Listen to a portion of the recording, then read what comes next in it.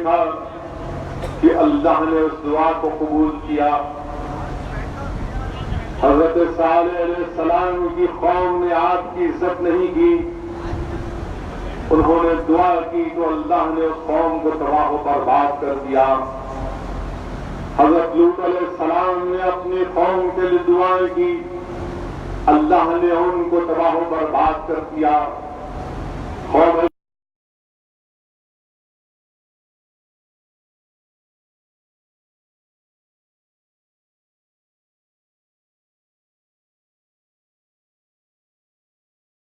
پہلے آسمان پر آواز دیتے فرشتے کہ اے لوگوں جو اللہ سے مغفرت چاہتے ہیں، اللہ تم کو معاف کرنے تیار.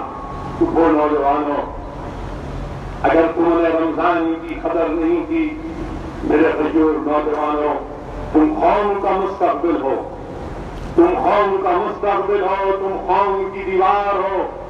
یاد رکھو اگر تم دیوار اگر گر جائے گی تو زمانہ راستہ بنا لے اور مکمل ارادہ کرو اور اللہ سے بھیک مانگو کہ پروردگار میں آج سے اس القبائل کو چھوڑتا ہوں تو میری مدد کرنا.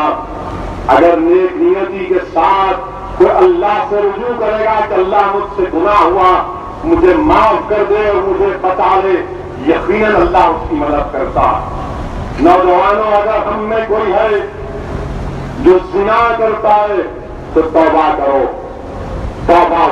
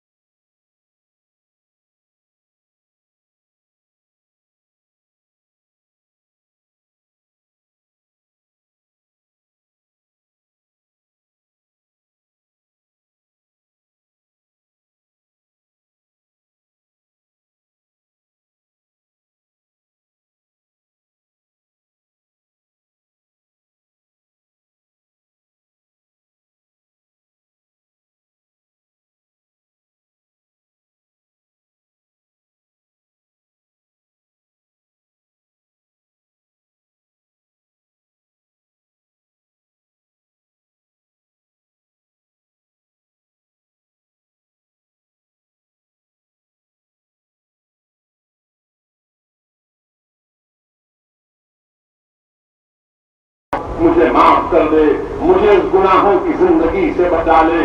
یقیناً اللہ سبحانہ و تعالی نبی کریم صلی اللہ علیہ وسلم کے صدقے طفیل میں ہم تمام کو گناہوں سے دور کرے گا، ہمارے گناہوں کو معاف بھی کرے گا. میرے عزیز دوستوں اور بزرگوں، میں آپ سے عرض کر رہا تھا کہ رمضان کا مبارک مہینہ، آخری جمعہ ہمارے سامنے، آخری جمعہ ہمارے سامنے. امام ابو لیث تمت الغافلین میں لکھتے ہیں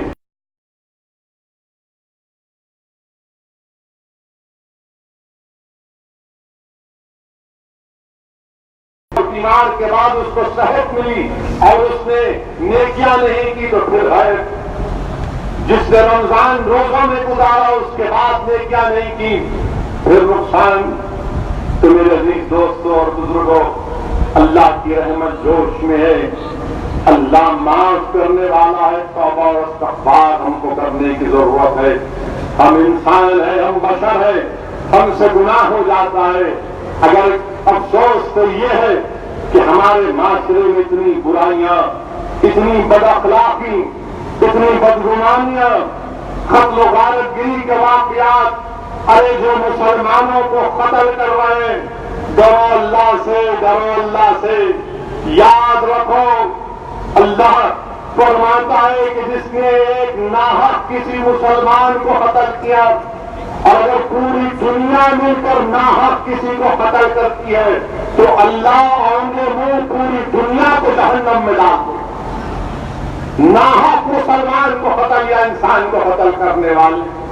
حدیث شریف میں آیا کہ اللہ ان لوگوں کو معاف نہیں کرتا جو شرک کرتے اور توبہ نہیں کرتے اور جو ناحق کسی کا قتل کرتے ہیں. مجھے افسوس ہوتا ہے میرے بھائی کہ مسلمان ہو کر ہمارے پڑوسی ملک سری لنکا میں کسی کے اور کی عبادت گاہ میں جا کر بم بلاسٹ کرنا اور 200 سے زائد لوگوں کو مار دینا، جس میں 40 معصوم بچے بھی تھے. ارے تم کون سی تعلیم کو لے کر رہے ہو؟ جنہوں نے سری لنکا میں بم بلاسٹ کیا، تم کون سے اسلام کی بات کر رہے ہو؟ تم اسلام کی تعلیمات پر نہیں، تم شیطان کی تعلیمات پر عمل کیے. اگر تم اسلام کو جانتے، جنہوں نے سری لنکا میں بم بلاسٹ کیا، وہ ظالم جو اپنے آپ سے بڑا عالم کہتا ہے جس کا نام زاہد، ارے تو زاہد نہیں، تو ظالم ہے. تو نے لوگوں کے دماغوں کو برباد کر دیا، تو نے معصوم لوگوں کا قتل کیا، اور تجھے سزا ملے گی جب حساب کتاب کا دن ہوگا. آپ بتائیے کہ کون سی اجازت کس کو ملتی ہے کہ کسی کے عبادت گاہ میں جا کر بم بلاسٹ کریں؟ کس نے کیا بتاؤ آپ؟ اور پھر کہتے ہیں کہ ہم نے بڑا کام کیا. نہیں، تم نے ظلم کیا اور تم اللہ کی نگاہوں میں گناہگار ہو. قتل شرک کے برابر. انہوں نے دہشت گردی کو اپنایا، ان کا مذہب دہشت گردی ہے. ایسے ظالموں کا اسلام سے دور دور تک کوئی تعلق نہیں ہے. میرے عزیز دوستوں اور بزرگوں، اس ماہ مبارک میں بھی ہم دیکھتے ہیں کہ ابھی بھی چین نہیں ہے. مسجدوں میں جھگڑے، مسجد میں مار پیٹ. ارے تمہارا دوست شیطان تو زنجیروں میں جکڑا جا چکا ہے نا. کچھ بھی یہ کینسر کیسا ہے؟ تو معلوم ہوا کہ ابھی بھی نفس کو ہم نے کنٹرول نہیں کیا، اور نفس اکساتا ہے. نفس کہتا ہے کہ تیری انا ہے یہ، تیرا نام یہ ہے. ارے کم سے کم رمضان میں تو مسجدوں میں مت کرو. میرے بھائی، میں ہمارے بزرگوں سے اور خاص طور سے دولت مند لوگوں سے کہہ رہا ہوں کہ بچاؤ اپنی اولاد کو. 16-17 سال کے معصوم بچے، اللہ نے تو ان کو دولت تو ضرور دی، مگر کئی ایسے واقعات میں جانتا ہوں کہ دولت مندوں کی اولاد جو 15-17 سال کے بچے ہیں، ڈرگس پر کوکین کے عادی ہو چکے ہیں. کوکین کے عادی ہو چکے ہیں کیونکہ ان کے ماں باپ کے پاس، خاندان کے پاس بڑی دولت ہے، تو بچے کوکین کو استعمال کر رہے ہیں. میں جانتا ہوں ایک ایسے واقعات میری نظر میں ہے کہ 15-16 سال کا بچہ، اس کا ٹیلی فون کنورسیشن مجھے کسی نے سنایا کہ 16 سال کا بچہ اس ڈرگ کے سپلائر سے کہہ رہا ہے کہ تیرے پیر پڑتا ہوں، تو جو مجھے کرتا ہوں میں، تو میرے کو لا کے وہ کوکین مہیا کر. بتاؤ آپ دولت کس لیے کما رہے ہیں؟ تمہاری اولاد اس دولت کو برباد کر رہی ہے، تمہارا گھر برباد ہو رہا ہے. کوکین کا عادی ہو رہا ہے تمہاری اولاد. اس میں بچے اور بچیاں دونوں شامل ہیں، کیونکہ ماں باپ کو فکر نہیں ہے. ماں باپ کو صرف فکر اس بات کی ہے کہ دولت کو حاصل کرنا ہے، دولت کمانا ہے، سال میں 3 مرتبہ چھٹی منانا ہے. گرمیاں شروع ہوئی تو جس ملک میں برف گرتی ہے وہاں چلے جانا. دسمبر میں سردی ہوتی ہے تو جس ملک میں موسم گرم ہوتا ہے وہاں چلے جانا. مگر تمہارے گھر کا موسم تو برباد ہو چکا ہے. نہ اس میں گرمی ہے، نہ اس میں اجالا ہے، نہ اس میں سردی ہے، صرف اندھیرا اندھیرا ہوتا جا رہا ہے. بچاؤ اپنی اولاد کو ڈرگ سے، بچاؤ اپنے بچوں کو. یہ وائٹنر سوکھنے کی عادت، سونگنے کی عادت پیدا ہو چکی ہے. میں خبردار کر رہا ہوں اس اسٹیشنری کے دکان والوں کو، اگر تمہارے پاس 2 سے زائد مرتبہ اگر کوئی بچہ یا بچی آ کر تم سے وائٹنر پوچھتی ہے، تو میں پولیس کو صاف طور سے کہہ دیا ہوں کہ ایسے اسٹیشنری کی دکانوں پر نظر رکھنا چاہیے جو وائٹنر بیچتے ہیں. ارے وائٹنر استعمال ہوتا غلطی کو مٹانے کے لیے، اور یہ لوگ وائٹنر کھول کر سونگ کر نشا کرتے ہیں. ارے کیا ہو گیا تم لوگوں کو؟ کیا ہو گیا ہے تم لوگوں کو کہ تم اپنے بچوں کو ارے تم تو ان کو اسلام کے نشے میں ان کو چور کر دینا تھا، تم ان کو رسول اللہ صلی اللہ علیہ وسلم کے عشق میں ان کو چور چور کر دینا تھا کہ ان کو دل و دماغ پر کملی والے کا حصہ جائے، اس کا چھا جائے، مگر نہیں، فکر نہیں ہے، سب کو اپنی فکر ہے۔ ارے گھر کی طرف توجہ ہو، گھر برباد ہو رہے ہیں، یہ نوجوان نسل برباد ہونے کے دہانے پر آ رہی ہے ڈرگز اور وائٹ ڈرگ کے نام پر۔ اسی لیے میرے عزیز دوستوں اور بزرگوں، میری یہ ذمہ داری ہے کہ میں ان چیزوں کو آپ کے سامنے رکھوں اور آپ سے گزارش کروں کہ اگر ہم کو باطل طاقتوں سے مقابلہ کرنا ہے تو پہلے ہم کو اپنے گھروں کو آباد رکھنا ہے، اپنی اولاد کو نیک بنانا ہے۔ جن لوگوں کو اللہ نے دولت دی ہے، جن کو اللہ نے اولاد کی دولت سے ان کو سرفراز فرمایا، کبھی تو وقت نکالو اپنی اولاد پر۔ کل معلوم ہوا کہ بھوپال میں ایک مسلمان گھرانہ، ان کا بچہ دن رات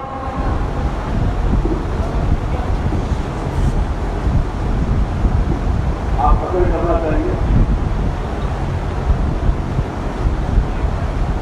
بھوپال میں دن رات ایک بچہ ویڈیو گیم PUBG کھیلنے والا، اس کو اچانک ہارٹ اٹیک ہوا، بچہ مر گیا 16 سال۔ وہ بچے کے ہاتھ میں کون دیا گیم؟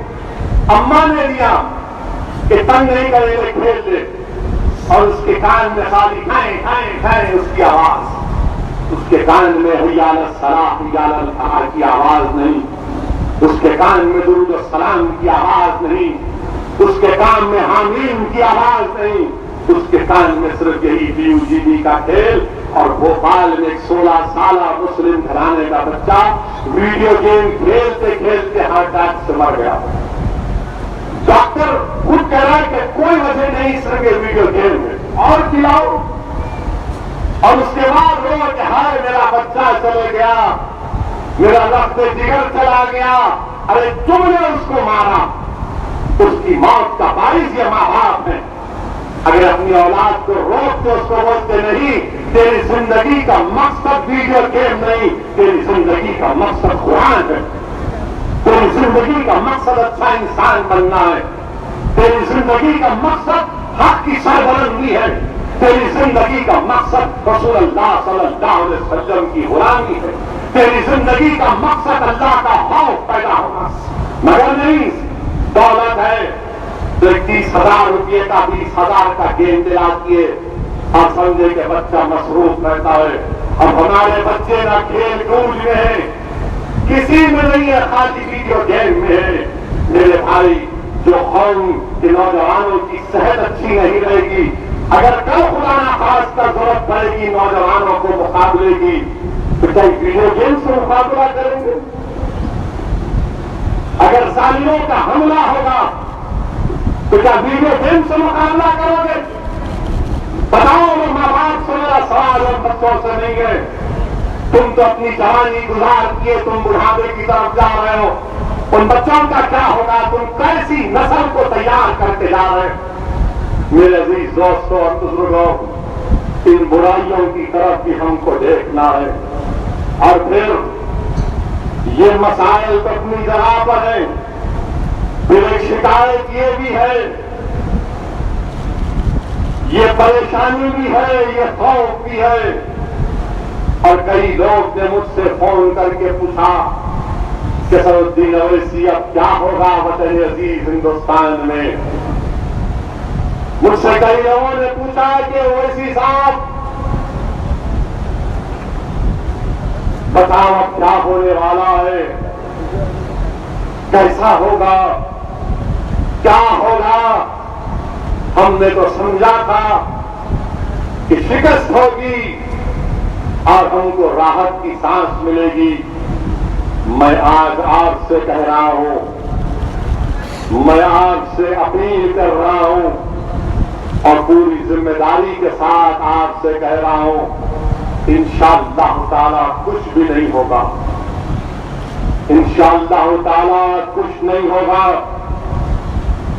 تم اللہ کو راضی کرو، اللہ کو راضی کرو، اللہ کو راضی کرو، اللہ کو راضی کرو۔ کیا تم بھول گئے کہ جس کے پاس اگر آپ 300 کی طاقت ہے تو کیا تم بھول گئے کہ تم 313 تھے وہ ہزاروں تھے؟ آج صرف 300 کو دیکھ کر کروڑوں کی طاقت بڑھ جائے گی؟ نہیں، کچھ نہیں ہوگا۔ اللہ کو راضی کرو۔ میں آپ کو یاد دلا رہا ہوں، طائف سے آقا کی واپسی ہو رہی ہے۔ سنو نوجوانوں، سنو میری زدار ماں اور بہنوں، جو آج غیر یقینی کیفیت اور سوچ میں ڈوبے ہوئے کہ کیا ہوگا، کچھ نہیں ہوگا۔ ہم کس کی امتی ہے وہ تو یاد رکھو۔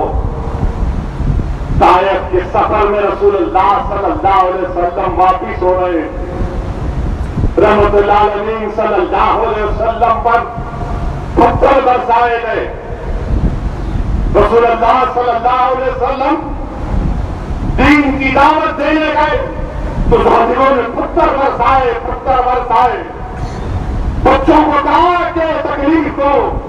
اللہ کے رسول صلی اللہ علیہ وسلم اپنے ہی خون مبارک میں غسل کیے اور کیا اپنی زبان سے دعا کی۔ سنو جو لوگ 23 مئی کے بعد جن کے دلوں میں خوف اور پریشانی ہے، میں تم کو یاد دلا رہا ہوں، رسول اللہ صلی اللہ علیہ وسلم نے کیا دعا کی؟ اللہ کے رسول صلی اللہ علیہ وسلم نے دعا کی کہ اللہ مجھے صرف تیرے خوف کا ڈر ہے۔ آقا نے فرمایا کہ اللہ مجھے تیرے خوف کا ڈر ہے، تو اگر مجھ سے ناراض نہیں ہے تو مجھے کسی چیز کی فکر نہیں۔ اللہ کے رسول نے کہا کہ اللہ مجھے تیرے خوف کا ڈر ہے، اگر تو مجھ سے ناراض نہیں ہے تو مجھے کسی چیز کی فکر نہیں۔ تو یہ دعا ہمارے سامنے لوگ یہ واقعہ بیان کر کے کہتے ہیں کہ فرشتے آئے اور آقا دو عالم صلی اللہ علیہ وسلم سے کہا کیا اللہ کہتا ہے حکم فرمائے تو فرشتے ان کو دو پہاڑوں میں دبا دیں؟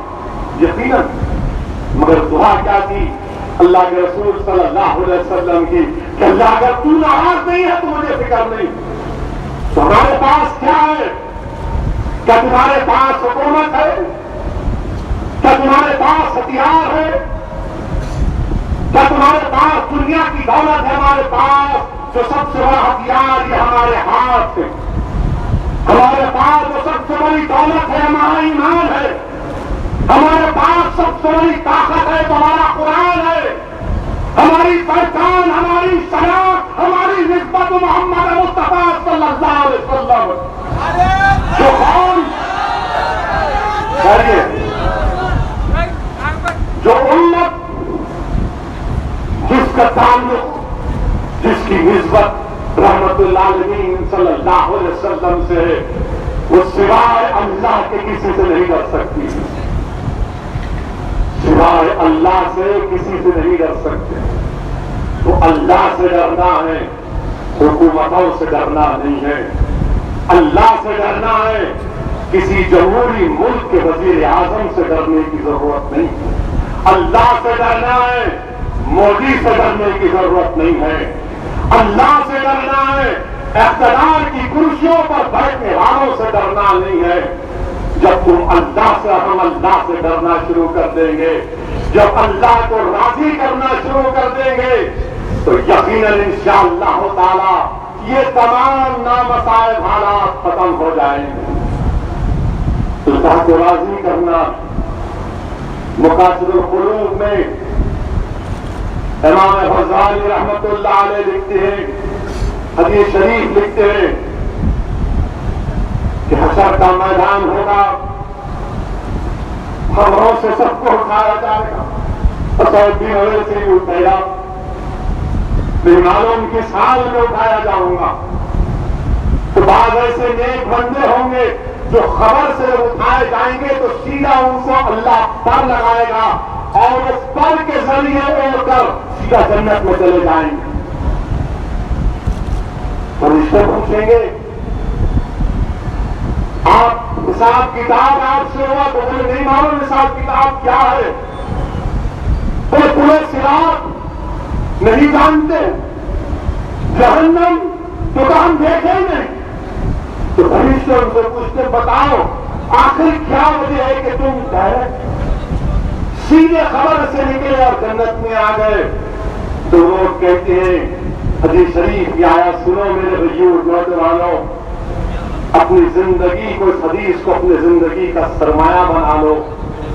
وہ کہتے ہیں کہ ہم میں دو چیزیں تھیں، ایک یہ تو گناہ کھلے عام کرنا دور کی بات، ہم اکیلے میں بھی جب رہتے تھے تو گناہ کے بارے میں سوچتے نہیں، گناہ کرنا کھلے عام تو دور کی بات، جب ہم اکیلے میں بھی رہتے تھے تو گناہ کے تعلق سے سوچتے نہیں تھے۔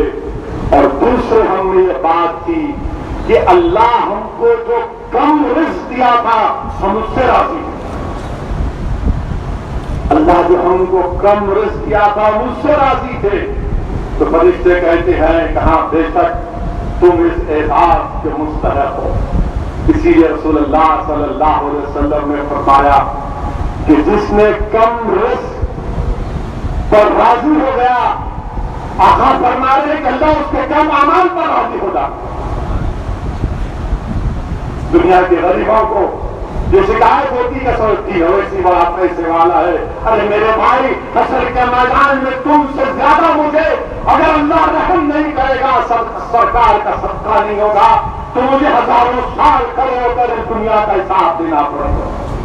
تم خوش قسمت ہوگے جب تمہارے خلیل رزق پر تمہارے اللہ تم کو راضی ہو جائے گا۔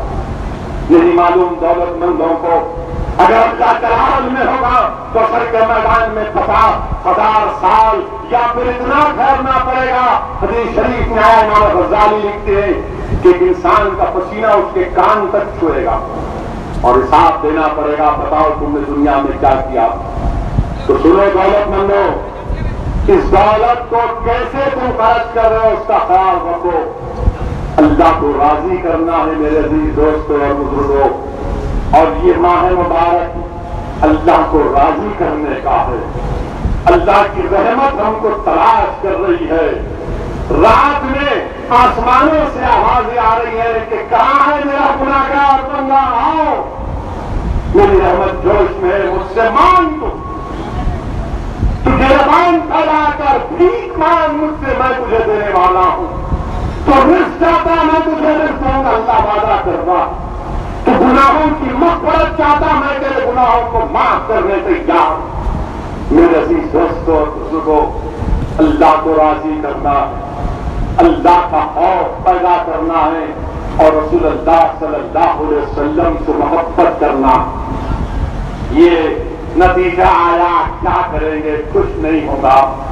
پھر کسی نے مجھ سے کہا کہ سعودی اویسی کسی گروگرام میں ایک مسلمان کو اس کے سر پر ٹوپی پر اس کو تھپڑ مار کر اس کی ٹوپی گرا کر اس کو گالی دے دی گئی۔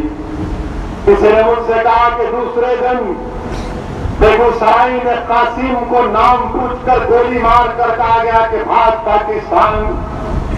پھر کسی نے مجھ سے کہا کہ فلاں جگہ پر مدھیہ پردیش میں کسی ایک گوشت کے الزام میں مارا گیا، پیٹا گیا، اس کا ویڈیو نکالا گیا۔ کیا کہتے ہو تم؟ نوجوانوں سنو، میں تم کو جواب دے رہا ہوں، تم کو 1400 سال پیچھے تم کو لے کر جا رہا ہوں۔ جس زمانے میں کوئی انٹرنیٹ نہیں تھا، جس زمانے میں کوئی سیل فون نہیں تھا، جس زمانے میں یہ تمام چیزیں نہیں تھیں، 1400 سال پہلے نوجوانوں تم کو یاد دلا رہا ہوں کہ کعبے کا صحن ہے، رسول اللہ صلی اللہ علیہ وسلم پر اونٹ کی اجڑی ڈالی گئی، صدیق اکبر بچانے آتے ہیں تو ان کو مارا گیا۔ جب صدیق اکبر نے दीन इस्लाम की सरबुलंदी के लिए तकालीफें उठाई। इतना मारा गया सिद्दीक़ अकबर को कि चेहरा सूज गया और चेहरे पर आपकी नाक भी नजर नहीं आ रही थी, आप बेहोश हो गए। जब होश आया तो पूछा अल्लाह के रसूल सल्लल्लाहु अलैहि वसल्लम कैसे है? फारूक आजम ने इस्लाम को कबूल किया और जाकर पुकार कर कहा कि सुनो, मैंने अशहदु अल्ला इलाहा इल्लल्लाह व अशहदु अन्ना मुहम्मद रसूलुल्लाह कह दिया। तो काबे के हरम में लोग टूट पड़े आप पर, और कैसे टूट पड़े आपके साहिबजादे इब्न उमर साहब में। एक वालिद है, साथ में बेटा, और बेटा देख रहा है कि मेरे बाप के ऊपर टूट पड़े।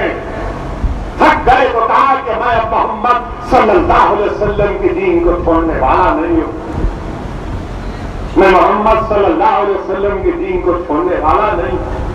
हज़रत उस्मान गनी ज़ुन्नूरैन जो रसूलुल्लाह सल्लल्लाहु अलैहि वसल्लम की गुलामी को कबूल किए तो आपके चचा ने आपको रस्सियों से बांध दिया। आपने कहा कि आप मोहम्मद सल्लल्लाहु अलैहि वसल्लम को नहीं छोड़ सकता। जो आज ये वाक़यात को देखकर हिंदुस्तान में वतन अजीज में मुसलमानों के दिलों में खौफ पैदा होता है। अरे तुम क्यों डरते हो? तुम्हारी तारीख अना है, सीरतुन नबी के वाक़यात तुमको पुकार पुकार कर कह रहे हैं कि हज़रत बिलाल को गरम गरम रेत पर लिटा दिया जाता, तो कभी कभी गरम गरम पत्थर पर लिटा दिया जाता, और गरम गरम पत्थर सीने पर रख दिया जाता, और उनसे कहा जाता कि बिलाल मोहम्मद सल्लल्लाहु अलैहि वसल्लम के दीन को छोड़ दो। तो हज़रत बिलाल पुकार पुकार कर कहते अहद अहद अहद अहद अहद। और तुम और हम ये वाक़यात देखकर फिक्रमंद हो जाते नहीं मेरे अजीज दोस्तों और बुजुर्गों। हज़रत अम्मार बिन यासर फारूक आज़म ने उनको बुलाया और कहा कि आओ इस मसनद पर तुम मेरी बैठ जाओ। इस पर बैठने के हकदार तुम और एक और शख्स है। उन्होंने पूछा कौन है वो? तो कहा हज़रत बिलाल। तो आपने कहा नहीं, ये देखो मेरी पीठ को, देखो ये मेरी पीठ को मुझे आग में डाल दिया गया था। किसी ने पैर रखकर मेरी पीठ को आग के करीब कर दिया। ये देखो मेरे पीठ पर जले हुए निशान। अगर आपने हमारे चैनल को अभी तक सब्सक्राइब नहीं किया है तो यहाँ पर रेड कलर का सब्सक्राइब बटन दिख रहा है, उसे क्लिक करें और हमारे चैनल को सब्सक्राइब कीजिए, और साथ ही साथ बेल आइकन को भी क्लिक कीजिए जिससे आपको ताज़ा अपडेट मिलती रहे।